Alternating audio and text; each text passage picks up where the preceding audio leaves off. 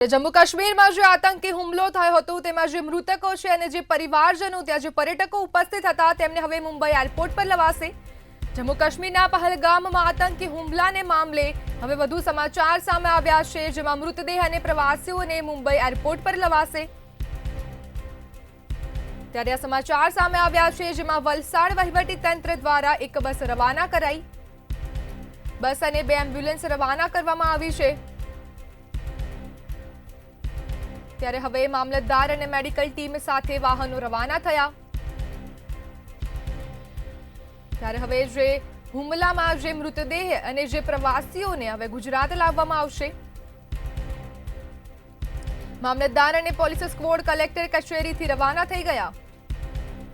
ત્યારે સમાચાર સામે આવી રહ્યા છે, જેમાં મુંબઈ એરપોર્ટથી ભાવનગર લઈ જવામાં આવશે। બસ અને 2 એમ્બ્યુલન્સ રવાના કરવામાં આવી।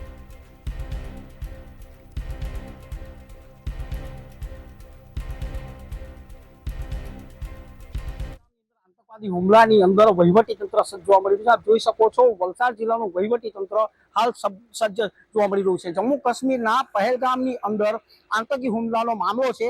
મૃતદેહ અને પ્રવાસીઓને મુંબઈ એરપોર્ટ ઉપર લાવવામાં આવશે। વલસાડ વહીવટી તંત્ર દ્વારા એક બસ અને 2 એમ્બ્યુલન્સ સહિત રવાના કરાઈ રહી છે। મામલતદાર અને મેડિકલ ટીમ સાથે વાહનો રવાના કરવામાં આવી રહ્યા છે।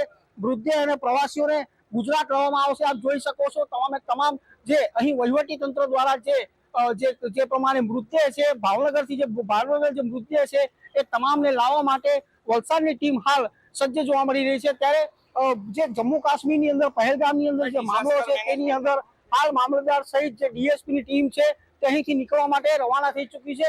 જે રીતે આપ જોઈ શકો છો સીધા દ્રશ્યો મંતવ્ય ન્યૂઝ ટીવી સ્ક્રીનની અંદર આ જે મામલો છે વહીવટી તંત્ર દ્વારા એક બસ 2 એમ્બ્યુલન્સ રવાના કરાયેલી છે। મામલતદાર અને મેડિકલ ટીમ સાથે વાહનોને રવાના કરવામાં આવે છે। ત્યારે વલસાડ જિલ્લા કલેક્ટર, વલસાડ જિલ્લા પોલીસ અધિક્ષક સહિત જે મામલતદારની ટીમ છે તે હાલ મુંબઈ માટે રવાના થઈ ચૂકી છે।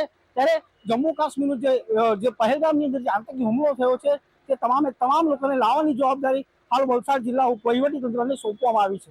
મયુર જોશી, મંતવ્ય ન્યૂઝ, વલસાડ।